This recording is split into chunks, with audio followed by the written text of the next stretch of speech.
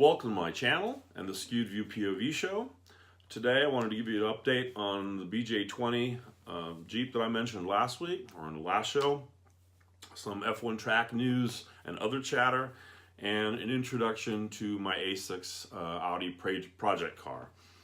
So the delay on this show was largely, and the pursuit of course of a test drive, the BAIC Motors BJ20, was caused by the Easter Monday German holiday. So everybody had off on Monday, and with only one day then Tuesday would have not left me any time to really do a quick video shoot or even negotiate with anybody to get a test drive of the vehicle. So put that off for a future project, but I'm definitely going to pursue it. So for Easter Monday, I decided to go ahead and take a day trip to the medieval city of Dinkelsbühl, which is in Franconia, part of Bavaria. The Bavarians, Franconians rather, look at themselves as something completely separate from Bavarians, but it does belong to the German state of Bavaria. And it was a great day trip from my location, about 2.5 hour drive roughly. Definitely worth seeing if you ever come to Germany. I highly recommend it. And of course the sunny weather brought out the bikers in droves and the ragtop fanatics as well. And car related, of course, I saw some really nice 911s and assorted other convertible vehicles out there, like this 993 that I'm showing on the screen, and a really cool, really like new showroom condition late 1950s, early 1960s Mercedes-Benz 180D. So that was kind of fun on the car spotting side of the hobby. So late breaking news from the F1 Twitter feed, probably though by the time this video actually hits the YouTube channel may already be old news, or maybe is completely turned around, but nonetheless it caught my attention and kind of distracted me from what I wanted to talk about, but I thought I should mention anyways. And that is that as of right now, Hamilton has not renewed or signed an extension of his contract with Mercedes F1, and that's kind of interesting. I don't know if it's a lot of ado nothing. I don't really think the Formula One organizers really have a need to put out news that's going to get clicks on their Twitter feed. I think there's enough interest in F1 and what they have to tweet about without having them to bring up hype news. But it is on the eve of the Bahrain Grand Prix, a little odd that before Thursday free practice that we don't still know where Lewis's future lies. As far as other options, Ferrari's out of the picture because I think Vettel has signed till 2019. Verstappen renewed his contract with Red Bull Racing for a long stint. So top teams right now, Lewis really wouldn't have any options if he didn't stay with Mercedes. So we'll have to keep following that as news develops. What I really wanted to talk about in the F1 chatter and track news is that finally the return again of the German Grand Prix and the French Grand Prix.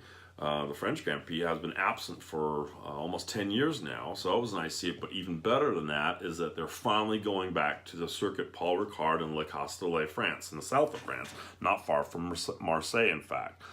I think it's kind of odd that now that Bernie Ecclestone is no longer managing F1 as the sort of emperor of the sport, he actually has owned the Paul Ricard circuit since 1999, and yet during his entire stint in charge of Formula One, they never did return to that track.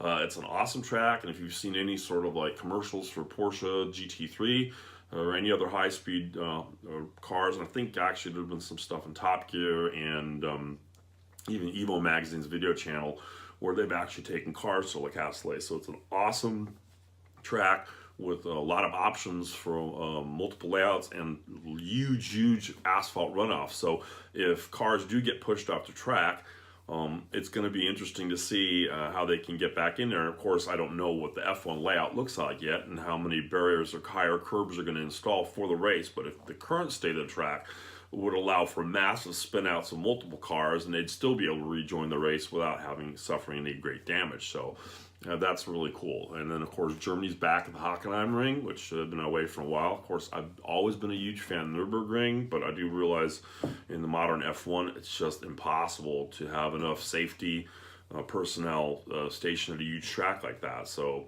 Germany at least has a second option with the Hockenheim. ring. Of course, I wish they never would have tampered with the Hockenheim ring, because what I miss most about Hockenheim, especially in the 70s and 80s, is that super long straight from the Nordkurve to what then has been now called, or was named, the Jim Clark chicane. And it was always like amazing to see these guys race wheel to wheel all the way to the chicane, and really separated the men from the boys and the real racers with massive late braking inside dives for a pass at the chicane. So that's sort of a lament on mine that Hockenheim wasn't left intact the way it is, but the current tracks is still pretty good, and I guess for viewers in a more of a stadium type atmosphere, and of course their camera crews, and again the issue of safety, because it was a super long straight, and if there was an accident, there were many, Jim Clark being namely the namesake for the curve, had his fatal accident at Hockenheim ring. I believe it was for a GP2 test back in the day. More track news that I find interesting, and real surprising candidates for the future calendar, or at least 2019 is the hopes, from what I've read, is Hanoi and Miami. Now, the latter seems like a complete no-brainer to me, especially if you've seen Miami Vice. I think they had some not F1 races, but I think there was Indy races at Miami back in the early 80s. So I think just from an aesthetic and a weather standpoint, Miami is a total shoo-in. Hanoi, I'd say, is probably, in Vietnam, is probably the bigger surprise and the more intriguing of the two, especially after I watched the Top Gear Vietnam special, and I've seen a couple episodes where Anthony Bourdain was showing, his show was focusing on modern Vietnamese food culture and a little bit of tourism. So yeah, Hanoi, Vietnam would be really, really interesting as a location for Formula One. So we'll have to see what happens with that. Of course, in the latest issue of Motorsport Aktuell, which is a German weekly that I get on motorsports, I need to probably subscribe to it now, because they have a digital version, which would be a little bit easier to use towards this show and contributing content. But Liberty Media did announce that they have a deal with Netflix for a 10-part post-season documentary season on F1. So 10-part series, a documentary with lots of exclusive behind-the-scenes shot that probably never before in that sort of level has been available. That's going to be really cool to see. So I'm getting excited for that. Now it looks like I finally have to get a Netflix subscription as well to view that. Motorsport Aktuell also reported that there was some discussion of Liberty Media offering a streaming service, which would be basically live streaming on the internet, and then of course recorded for later viewing, coverage of the races, where you could also select your favorite in-car camera feeds from your favorite drivers or cars, and access to all historical footage of the past races. Finally, I say, would be really cool to see that. And in fact, I tweeted Bernie, the FIA, and a few others that idea back in November of 2012 when I just started up on Twitter myself, so I'm a little late to that. But and then on 2017, Chris Harris of current Top Gear fame, he had actually tweeted something regarding Murdoch and Sky in the UK and their F1 deals and how expensive it got. And so I responded with the same comment that I had made back in 2012. The only difference was that I had suggested iTunes as a platform for such a venture. So that'd be cool to see, and I hope it comes through. And I'll keep you posted on that, because that's definitely in my wheelhouse. And then lastly, I want to share some footage and pictures of my new project car, which is an 04 Audi A6 2.7T Quattro car with Tiptronic transmission, full leather interior, tons of extras. I think heated rear seats. I think in the driver's visor there was even buttons allocated so you could sync a remote control for a motorized garage door or driveway gate. That is something I'm really excited about, and here now are some shots, some video footage that I shot at my mechanic's place, and he made the comment to me that he's been rebuilding engines for quite a while, and that's what his specialty is. He is a master engine mechanic. In fact, the company he works for, they send him all over the world. I think he's been to Switzerland, Sweden, and I even think I heard he'd been to the UAE for his company to work and advise on engines and things like that for companies that they were contracted to do engine service for. So it's nice to have somebody like that who really knows something about engines who's going to handle mine. But check these horrible pictures out. So here are some pictures from the Audi A6 project car. These are photos that I took from the Facebook page. So that's actually where I was alerted to the availability of the car, was through a used car group on Facebook.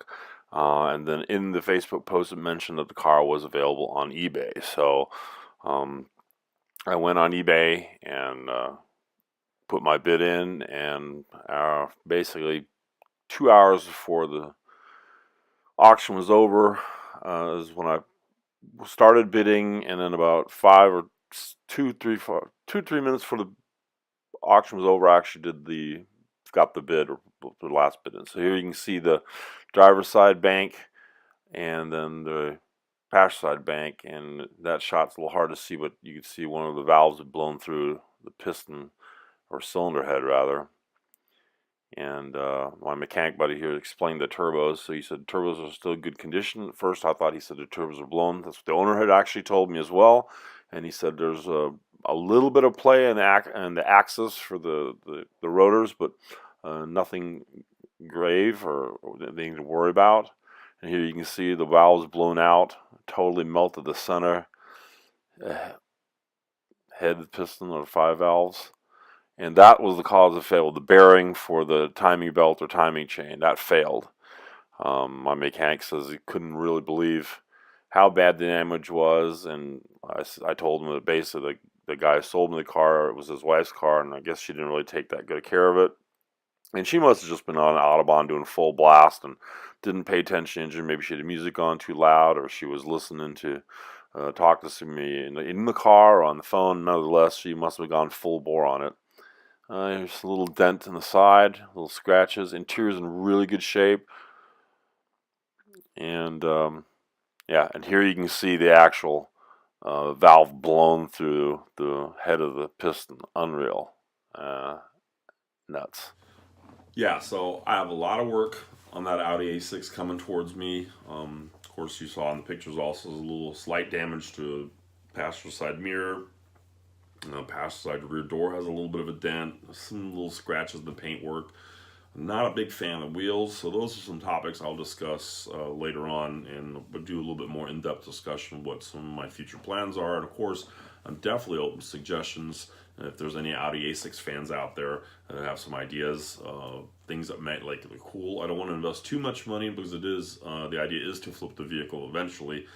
Of course, unless I absolutely fall in love with the car and becomes my daily driver, then maybe I'll be taking the project to a level that I initially hadn't planned for. So anyways, that's today's show. Hope you've enjoyed watching. If you like what you see, or you're interested in hearing more of my skewed view of car culture and motorsports, please hit that subscribe button, and we'll see you next time.